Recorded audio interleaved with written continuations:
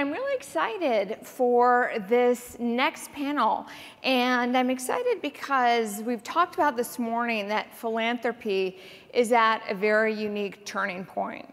A unique turning point given the global scale of critical issues from poverty, health, and the like that need to be addressed.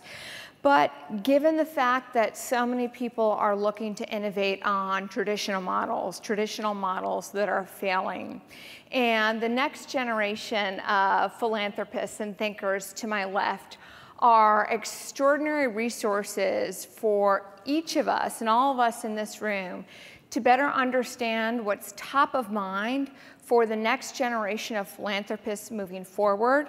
How do we better collaborate across generations, but given their insights and perspectives, how does this shed light on the work that we should be focusing on and evolving moving forward? I would like to then introduce our panelists to my left. To my left is Laura Arriaga Andreessen. Laura is the author of the best-selling title Giving 2.0, which I recommend that all of you purchase as well.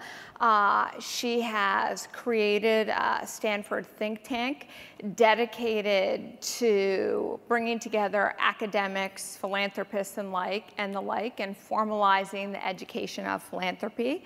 She also started SV2, which you'll talk about in a little bit. This is an extraordinary venture. And she also works on a number of nonprofit boards and heads a handful of philanthropies. To my left is Catherine Lorenz. Catherine is just finishing her first year as president of the Cynthia and George Mitchell Foundation, a foundation established by her grandparents. She's the third generation to take that on, a daunting task, but someone who couldn't be better prepared given her extraordinary career in the nonprofit sector. People always talk about Catherine despite her young age. She's had a career in philanthropy that far exceeds most of us in the room. She founded an organization in Mexico working hands-on for many, many years. And she works in the field of donor education and strategic philanthropy, as well as serving on a number of boards. To her left, we have John Kluge Jr., who's the co-founder and managing partner of Arene. Did I get it? Did I pronounce it right? I get a thumbs up from John, that's good. Plus 10 points. Thank you. In this role, he's building for-purpose ventures, taking on billion-person-plus problems, including sanitation, aging, conflict, and education. And to his left, we have the very esteemed Bill Drayton, who's considered the father of social entrepreneurship, a term that he started using over 30 years ago today. So an incredible mind for all of you to tap into. Bill is the chair and CEO of Ashoka, which is Innovators for the Public. And since 1981, Ashoka has launched and provided support to nearly 3,000 entrepreneurs. Entrepreneurs who have, given your research, shaped and impacted countries, sizable impact issues in a meaningful way. Prior to founding Ashoka, Bill was holding multiple positions, including at McKinsey & Company and the U.S. Environment Protection Agency. He also is the chair of a number of other ventures. So I hope what you get out of this panel today is insights from next generation. How can we create better cross-collaboration among each of us in the room? And how do these innovators really believe that they have the opportunity, that you have the opportunity to change the world? Not just an ideal, but something each of you are putting into motion.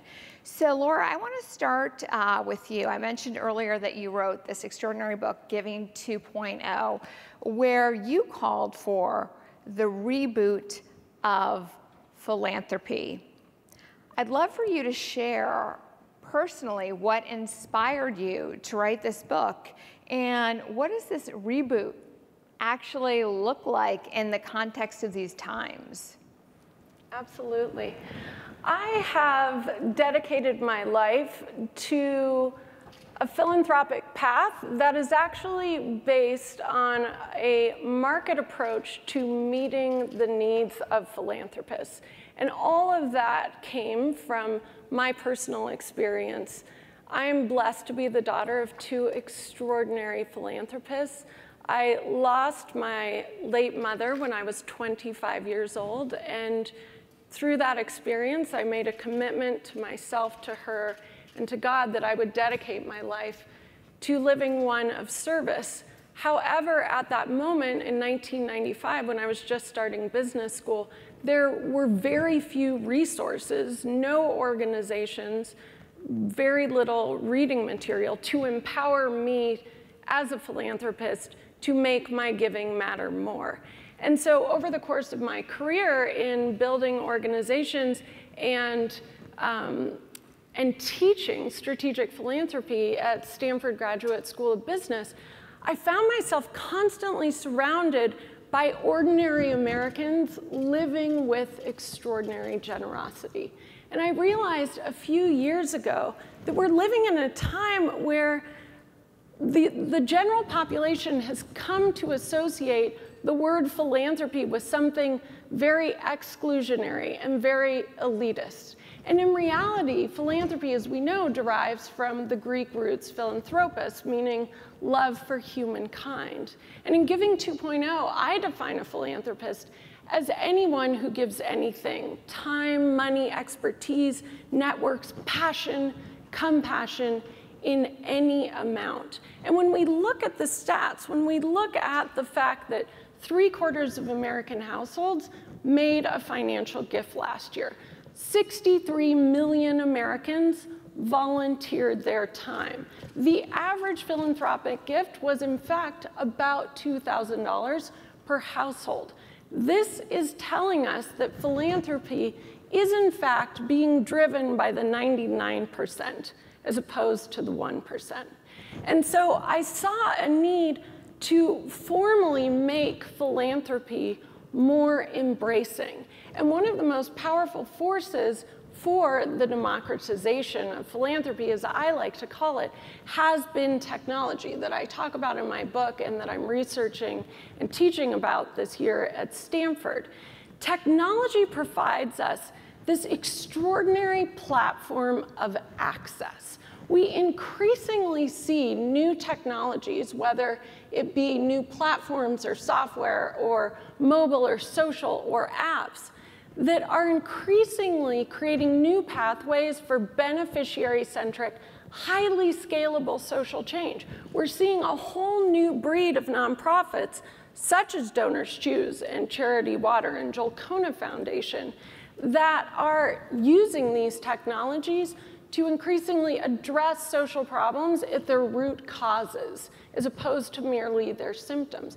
And because of this new generation of nonprofits, the entire social sector is now caused to take pause and think about how we as nonprofits can more effectively provide tangible accountability for how every single one of our dollars is creating social change. And what is so exciting about technology's role in the democratization of philanthropy is, as Charles was just saying, we are seeing the rising power of the $10 philanthropist, the $15 philanthropist, the $100 philanthropist.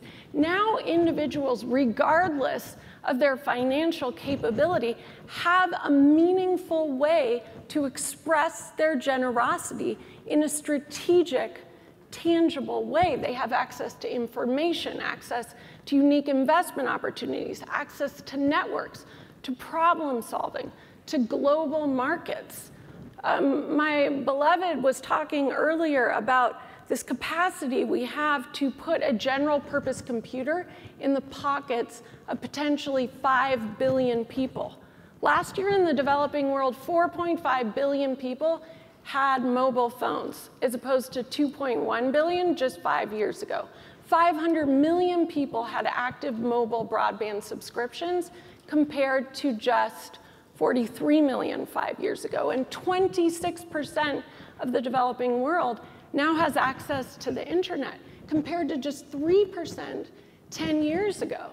So when we look at these new organizations, whether they come in the form of for-profits or nonprofits, we have the capacity to create massive ripple effects in the social change, whether we're layering in social change products to existing technologies, or whether we're doing that by the new opportunities we have to provide services and products to those living at the base of the pyramid.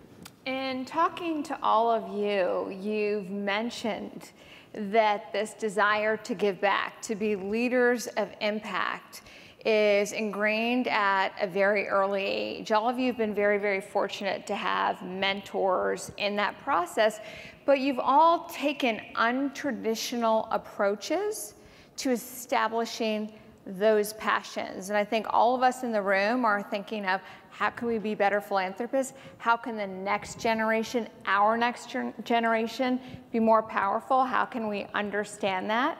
So I want to talk a little bit about what some of those trends and themes each of these people have experienced look like. Catherine, I'll turn to you, because in our conversations, you had taken on a Royal Family Foundation, but prior to that, you had opportunities to access funds. You had opportunities to collaborate with existing influencers, donors, and the like. But you said for parents today that you would ask them not to give their children any money, any funding, to invest in social ventures. Very counterintuitive in terms of inspiring this type of giving. And you also said that you don't consider yourself a philanthropist because you don't give away much money. You give away time. Can you describe that experience in terms of utilizing other resources like time, especially in the context of your family, and why it's so important for everyone here today? Sure. So, I mean, philanthropy really comes from the heart, and it comes from, I think, an experience that you had either as a child or sometime in adulthood, or maybe many experiences over time that make you passionate and want to give back to an issue, or to help a certain population, or give back in some way. And what I often see is families who've created wealth trying to get their children to give back to the same things they want to give to. So, someone thinks education was the thing that made them successful, so they want their kids to get involved in giving in education. But the kids have different passions, and they want to go out and do their own thing. And so what I really think is a better route is to help those children find their own passions and help their children create their own paths. I wouldn't say that you should not help your children give money away necessarily, but that help them find their own path and give back in the way that they want and be successful in the areas that they want. If they want to go into business, help them do that. If they want to go pursue a type of philanthropy that's different than what you're interested in, let them do that. And I know my story shows just that. I went off to go work with rural farmers and rural subsistence farming families in Mexico, thinking I would never, ever come back to work for my family. And I sure wouldn't care about energy, which is what my family works in and gives to. And in working with rural farmers, I saw how the climate changing was affecting them, and they were not able to grow the crops that they needed to live from. And I thought, if I don't go work on this climate change thing, I can teach these farmers how to farm all day long and it won't get anyone anywhere. And so, 10 years later, I've circled back and I'm working with my family's foundation on climate change issues specifically. But I needed that own personal experience to spur me into caring about it. And it kind of didn't matter what other people told me to be passionate about. I had to have that passion on my own. John, you have talked about in your journey having that passion on your own, but you said with your father philanthropy and giving was an obligation, but so often people feel like they have to be successful in their business lives before they can think about giving back. That there's this later in life opportunity to be a change maker. When we talked, you mentioned a huge sense of urgency for each of us in this room to capitalize on the time, resources, energy, compassion, maybe not financial resources, to create change makers in the children and the generations that are encompassed in this room. A real sense of urgency to pick up the phone. Even John said, don't wait to the next family meeting. Don't wait to the next time you see the kids. Pick up the phone today and talk about how they can become leaders of impact. What inspired that, and what does it look like for you? Good question. I think that part of it was having a father who had a very traditional sense of philanthropy. My father was and some of you know him, and he would be here in this room if he was still around, but he basically worked his way up as a German immigrant in the 20s, ran away from home. Oprah talked about education as her road to freedom. It was the same for my dad. And because of that unlocking mechanism, that opening of doors, he felt that one day he would pay that back in spades. And he did. But he felt that he had to build something before he was able to actually do that. And I think that that's the traditional sense of philanthropy, right? It's do well, and then at some point down the road when you're comfortable enough, you can start giving back and developing new innovations or sustainable change for your communities or the things that really matter to you. But I think that today we're in such a hyper-connected world that we're so aware of everything that we're experiencing as a species and as a planet that there's really no option, right? So we have to do things today. You would miss so many opportunities for doing something good if you were to wait another 30, 40, 50 years. So that's one reason. The second reason is because your kids, I mean, how many of you have kids? Can I just see a show of hands? Great. So how many of your kids are actually engaged today in doing something purposeful, whether that be philanthropy or something else? Okay, minus 10 points for you guys. We can work on that. So that's what this is about, right? Doing something today versus tomorrow means this is a way that you can engage your kids, right? They don't necessarily have to have financial resources. We talked about this on the phone, and in terms of giving, you've got, certainly you have your treasure, but you also have time, you have talent, and you have transaction. So in this room, for me it was really clear. I was just out of college, and I had a friend who was a geneticist who had retired, and he was living on Long Island. Is John Bon Jovi in here yet? Maybe not. All right, well, he'll be here later. So my buddy Sid went to Jones Beach Theater because he loves rock music. Any rock fans in here? Maybe one or two? All right, cool. So Sid's at the show. He's hanging out backstage, and he sees all this food in the green room and in the concession food. It's like, what is going to happen with this at the end of the show? So he asked Steven Tyler if he could take his food and actually feed someone around the corner. So he did, and actually there was a long line of people, and he actually ended up feeding about 150 people that night. So Sid went back the next night, and he went back the night after that. He did this an entire summer, collecting all this food from this one venue. So the next year, he's like, okay, we can do this some more. So every band that came through, he basically signed them onto his food donation program, put a rider into their contract. It was a pretty nice deal. And then he said, well, if we can do this with rock bands, we can do this with sports teams. So he called the Yankees. A-Rod, if you're in here, he definitely lent some time and talent to that. And they've been contributing food. And then he branched out to schools. He's been giving a lot of food away, which saves the anti-poverty agencies a tremendous amount of funds that would ordinarily be used to fund food acquisition. So I came out of college. I was volunteering with Sid's organization. And I was in DC doing research on a book. And I said, gosh, the Library of Congress is a great place, but there's so much food being thrown out every day. Why can't the government do the same thing that rock bands and sports teams and schools do? So it's like, I don't know. They should. So we sat down together and we actually wrote a bill which passed in 2008 as the Federal Food Donation Act. So it didn't cost any money, took a little bit of time, some creativity, and not very much planning either. But what that bill did is basically said that the federal government now has to use all of their food assets in their, in all the GSA buildings and now the military bases to feed people who need it. So that's providing access to food resources to over 36 million Americans today. So that's pretty awesome. And what that showed me is like, you really, like, if we had sat around trying to figure out how do you get food to these people and pay for it, it's going to take years. So you can do something today for sure, and I think it's a missed opportunity. There are people that need support. There are entrepreneurs that need training. There are projects that need funding.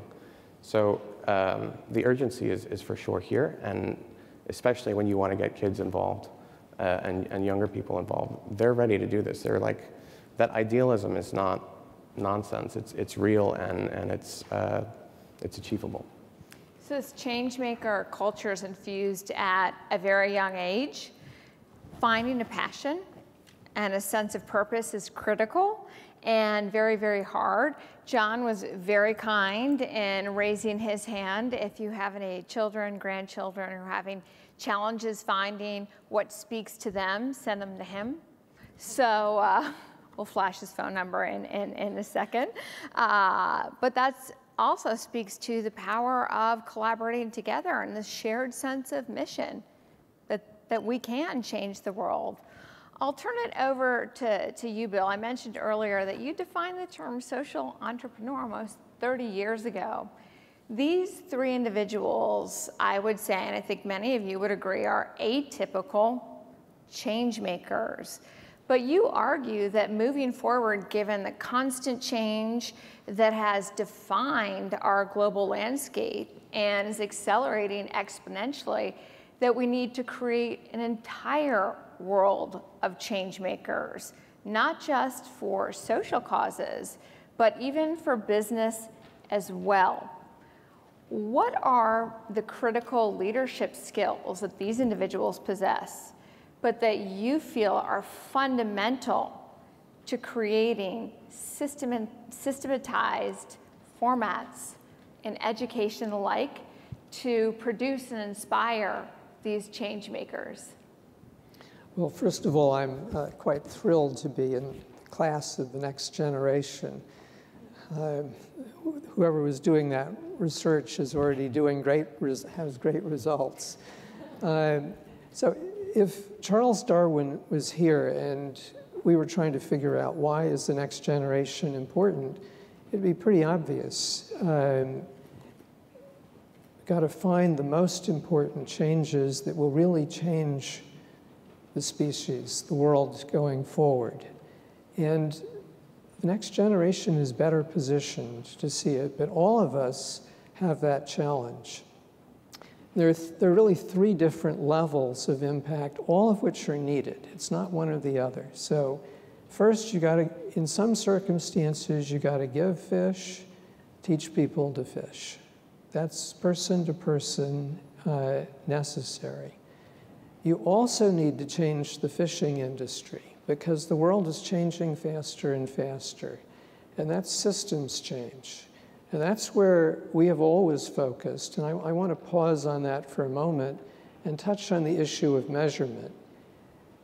The measures that are right for systems change are not the same measures as for person-to-person direct service. So we measure, for example, mentioned the importance of government. Well, over half the 3,000 Ashoka Fellows have changed national policy within 5 years of their launch. That is a measure of systems change, not direct retail service. And 3/4, we have 10 years of data on that, and 3/4 have changed the pattern in their field at the national level. Now, we only have 1 year. The Corporate Executive Board just added that to the analysis. So asking for the right measures is very helpful. If you want to operate at the level of systems change, ask systems change questions. The third level, which we are now increasingly focusing on, and I think that's because we're all at a historical moment where framework change is really important. Charles Darwin introduced framework change. We all saw the world differently after his intervention. And the change that we're faced with now is the most profound in the structure of society ever.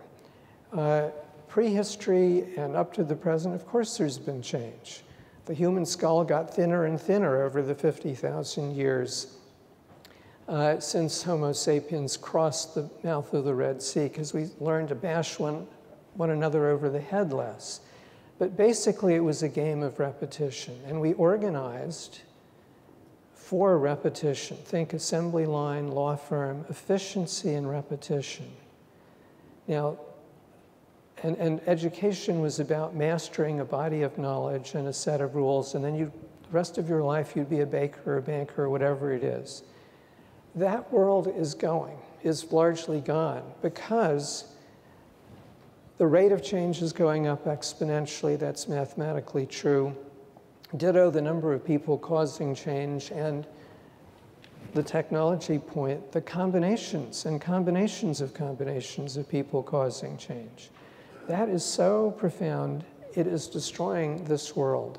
And our contribution is being able to see the new world and then help other people see it. So you have to have a fluid team of teams that is constantly changing, because you're serving a change process, not a static client.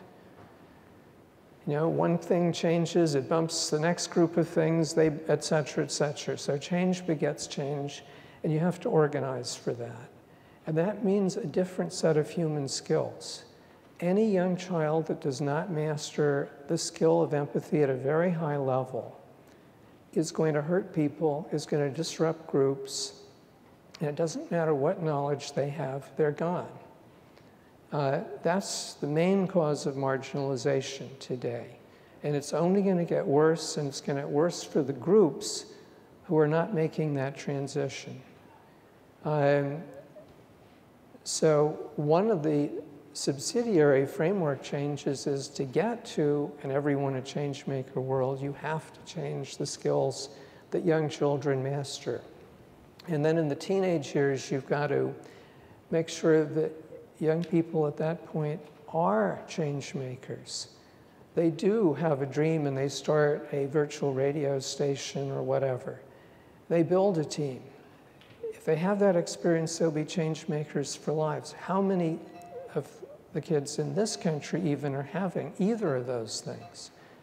So if we can help people see the change and then actually make that happen, this is very profound.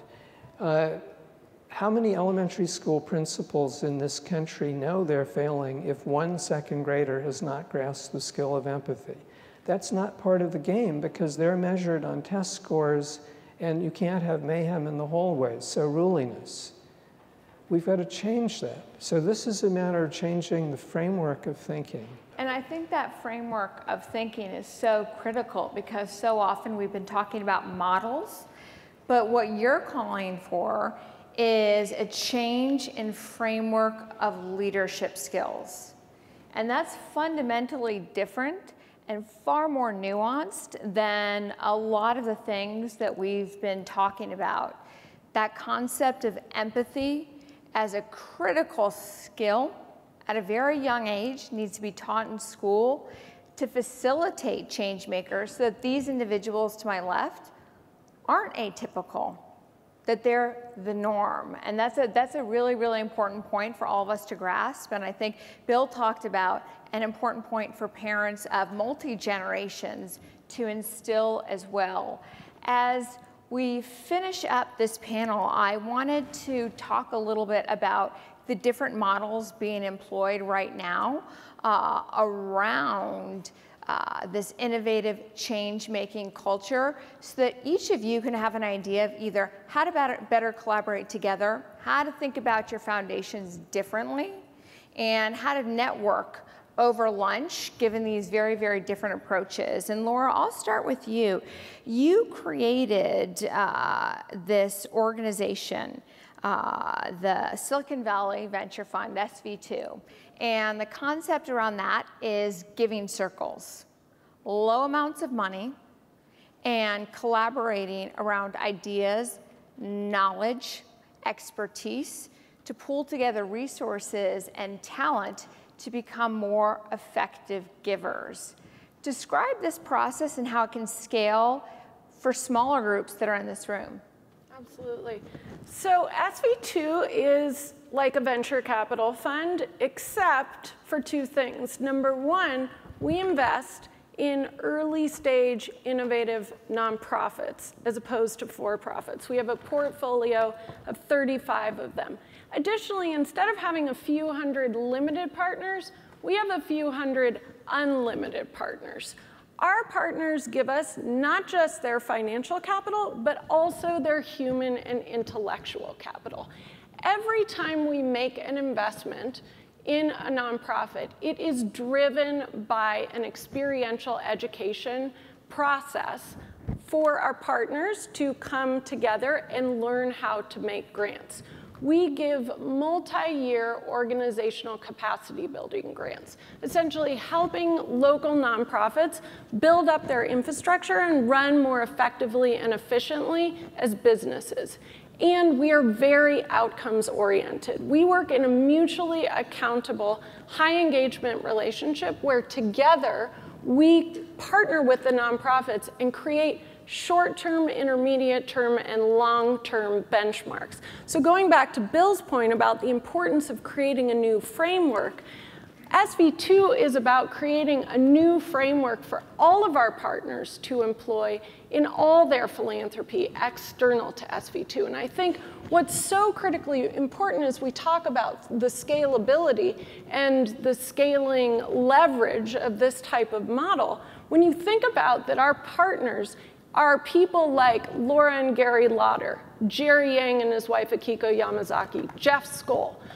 The philanthropy that we are doing, how we are teaching our partners to give, has the potential to influence hundreds of millions, if not billions of dollars in additional philanthropic capital. So what SV2 is about is this core framework of mega impact without mega bucks. So harnessing the collective power of the group. Exactly. In a family foundation environment, Catherine, you're harnessing the impact of the foundation from a capital perspective, the impact of the foundation from the individuals involved, and an impact of foundation from the legacy of your grandparents. This is one of the hardest things to do.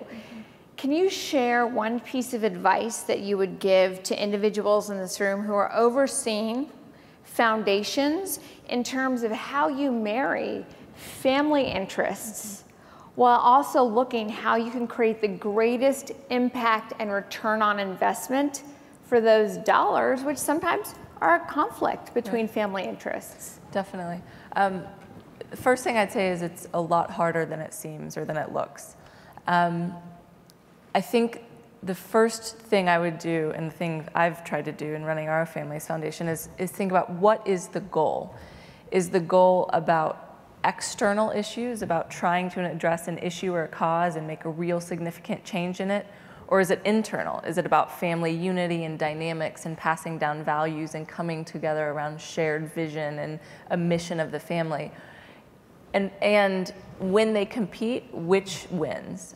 Are you gonna try and not hurt Aunt Sally's feelings and fund her project even though it doesn't fit with the mission because family unity is more important? Or are you going to say, you know what, sorry, Aunt Sally, what we really care about is this, and that's not part of it? And understanding how you're going to address those issues and how you're going to value what's more important, I think it needs to come first and then go from there. You shape the governance around whether it's family focused or issue focused. You face what kind of professionals you hire and what the focus is and how involved family members are based on, is it internal or external, and what are the trade-offs, and maybe you split certain funds going one way or the other. But that's what I would really say. Figure out what your focus is first. So mission, collective collaboration to develop that mission. John, I'll end in terms of the next generation with you. You are a huge proponent of hyper collaboration, tackling billion purpose problems. Just so you understand, John's company only invests in opportunities where they can eventually touch and transform 1 billion lives. That is extraordinary scale.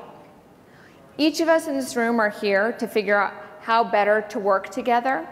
From your experience in this generation, how are you innovatively bringing together in untraditional ways like-minded thinkers to tackle some problems that are very near and dear to your heart? So this is the Forbes 400 Summit on Philanthropy. So I would ask you first to reframe your perception of what the word billionaire means.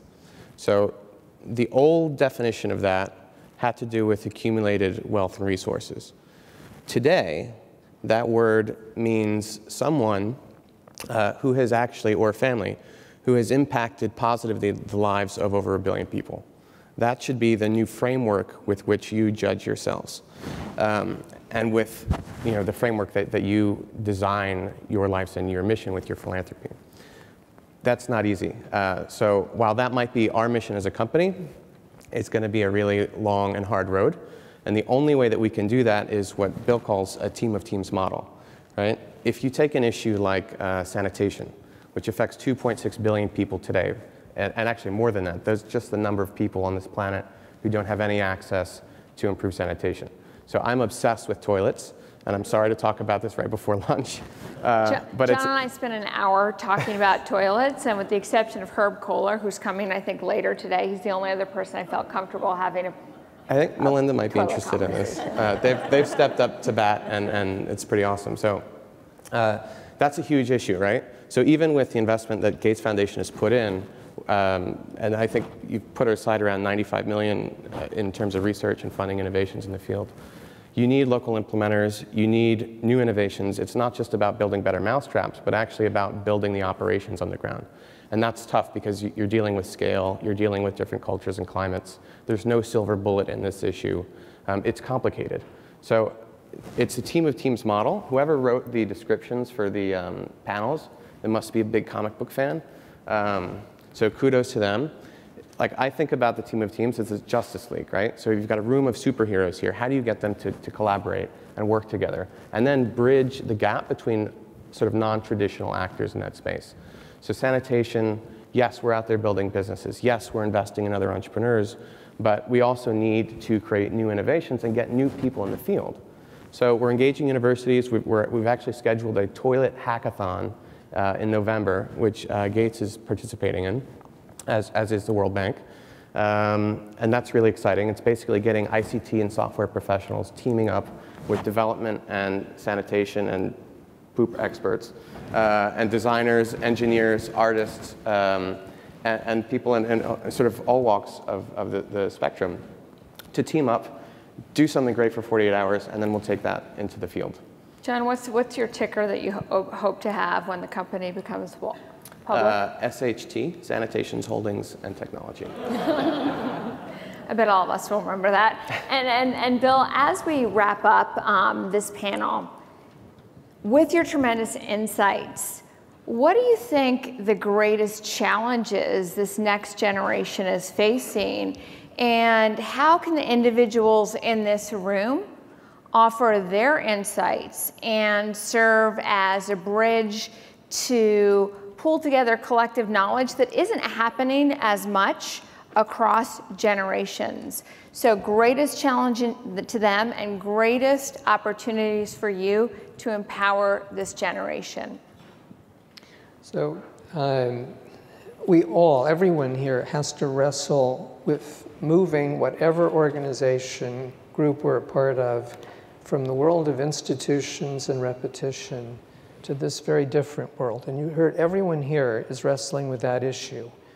So that's one element. The other element is that we have to, I think, commit to everyone being a change maker.